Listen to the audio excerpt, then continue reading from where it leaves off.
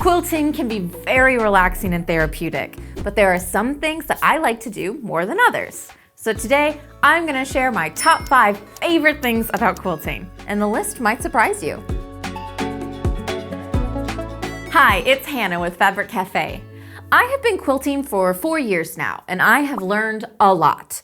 I've learned what steps I don't like to do very much, but I've also learned all of the things I love about the process of making a quilt. Today, I'm going to share my top 5 favorite things about quilting.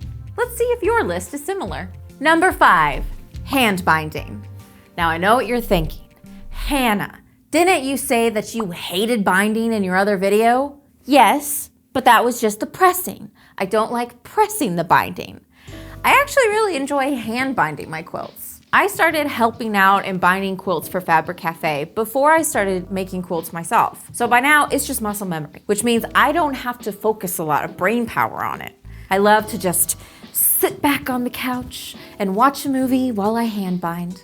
I get to relax and kick my feet up, but I'm still staying active so I won't fall asleep, because I may or may not do that. And sometimes I even have an animal visitor, which I love, even if they are getting in the way. Plus, when you're doing the binding, it means that you're almost done with the quilt. You're at the finish line, and that is very exciting. Number 4, cutting and organizing. Now, while cutting fabric might not sound very fun, I find it extremely exciting and satisfying. I love a good checklist, which is what cutting your fabric really is. You're just going down your list, making sure you have everything you need. I love seeing the fabric shrink from a full yard down to its components for the quilt. And that means there's one less fabric that is going back into my stash. It's also the beginning of your quilt project, which is when you have the most gusto, I find. Seeing it all cut and organized makes me feel very accomplished as well. It's an instant visual representation of all of the work you just did. And let's not forget the sound your blade makes as it zips through your fabric. Now, something I do that helps me a lot with my cutting is that I change my rotary blade a lot. I change it every 1 to 2 projects. As soon as that fabric starts getting harder to cut, I change it. That saves your wrist some unneeded effort. I want my fabric to cut like butter. Number 3, seeing the blocks coming together. Who doesn't like to see their quilt blocks coming together? I love seeing simple squares and strips come together to make different and interesting blocks. The final product almost doesn't seem possible when all you do is start off with a few squares or half square triangles. This is also very motivating when you're working on a project. I don't know about you, but I feel so accomplished when I look at that finished block. I love this part so much that I have actually kind of tweaked how I make quilts. I like to break up the blocks and make a few complete blocks at a time if I can, instead of just doing all of the smaller piecing first. I recently made the quilt Fur Babies.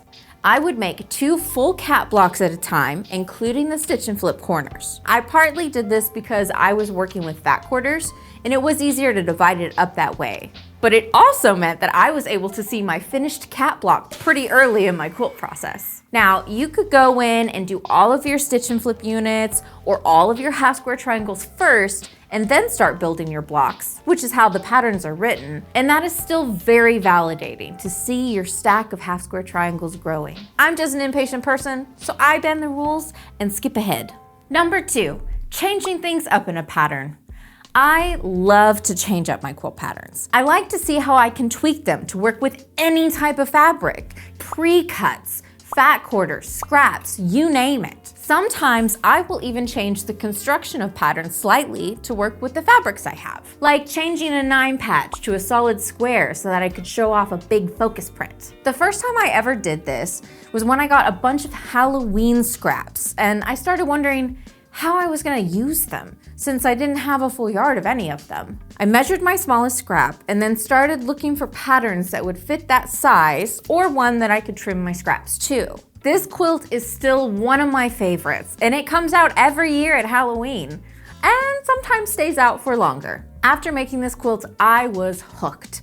I see it kind of like a puzzle, and I love puzzles. Sometimes when you're changing things though, this does require some planning. I recommend keeping a notebook wherever you are sewing. You can jot down any fabric positions you're gonna change, even sketch things out. I have this notebook in my sewing room and it is so handy. Number 1, matching fabrics and picking out the pattern. My absolute favorite part about making a quilt is matching my fabrics and picking my pattern. I love picking out fabrics because I like playing with color and seeing all the fun prints and textures of the fabric. I usually work with very bright colors and whimsical prints because that's just my preference. But I still think this is a fun step, even when you're working with darker, more neutral, traditional prints. The fun part is imagining how it could look in a quilt. It's kind of like a daydream, but one that can come true. Then, once my fabric is picked, I select my pattern. To select my pattern, unless I already have an idea of what pattern I might want to use, I just pull out all my books and I start looking at the back.